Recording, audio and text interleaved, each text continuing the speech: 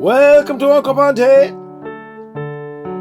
Folks, 'tis nearly upon us, St. Patrick's Day. And isn't it the time that we remember that St. Patrick drove the Shhhnakes out of Ireland? Oh, he drove the Shhhnakes out of Ireland, he did. Well, actually, that may be one thing. But apparently, St. Patrick has been remembered for an awful lot more, as F. Bruce, a historian, goes and tells us in the book, The Spreading Flame.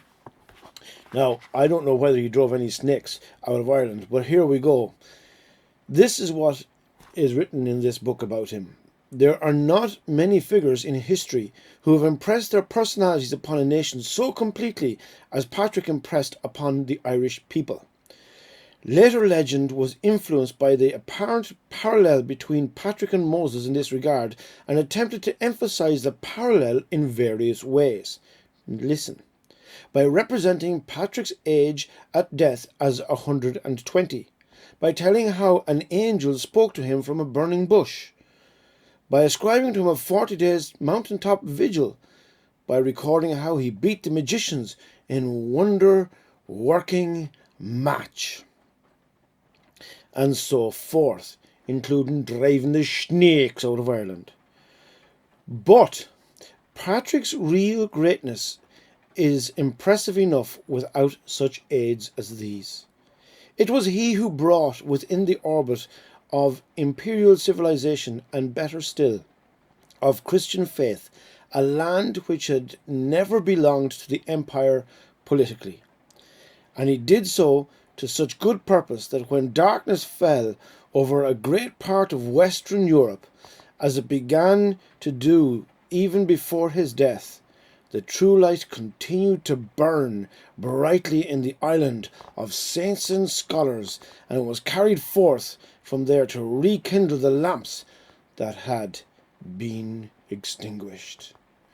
Oh, yes, but as we think about what he went and accomplished, what was it that he brought? Of course, he brought the good news of Jesus Christ. Firstly, back to the very place that he had been enslaved in. But talking about snakes, that brings me back to the story between Jesus and Nicodemus. And it really struck me. You know, here is Jesus and Nicodemus having a conversation. And Jesus says to Nicodemus in John 3 and verse 14, so as Moses lifted up the snake in the desert, so the Son of Man must be lifted up, that everyone who believes in him may have eternal life. Then verse 16, for God so loved the world that he gave his one and only Son, that whoever believes in him shall not perish, but have everlasting life. For God did not send his Son into the world to condemn the world, but to save the world through him. Whoever believes in him is not condemned, but whoever does not believe stands condemned already, because he has not believed in the name of God's one and only Son. And so, when we're talking about parallels between Moses and St. Patrick, well, the story here is all about Moses and the serpents. And what happened was the people had been disobeying the Lord yet again. And so serpents came in, poisonous serpents, and they'd bitten the people, and they were dying from the poison. And so they cried out. And then it ended up that the Lord instructed Moses to go and make a bronze snake and put it on a pole and put it in the center. And as people looked at this snake, they lived. And here's the good news that it was. That was just it.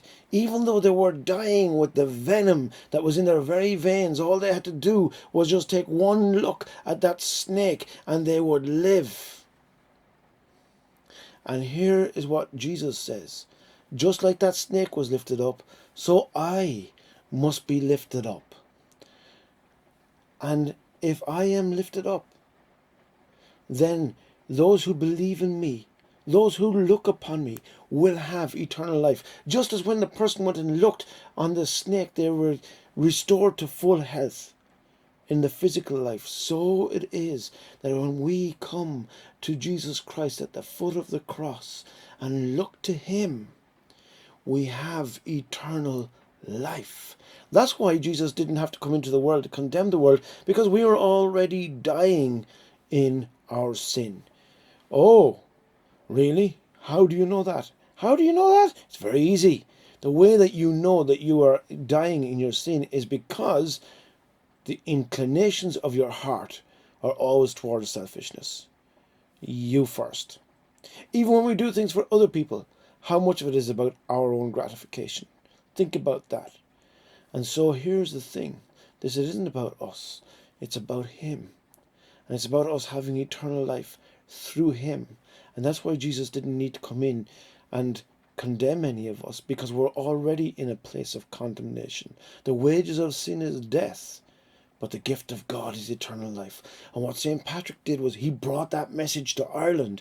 And because of the ministry that he had and impacted upon this land, the result of that was that we were the ones who brought the gospel back into Western Europe and beyond during the Dark Ages, before Luther and all the rest.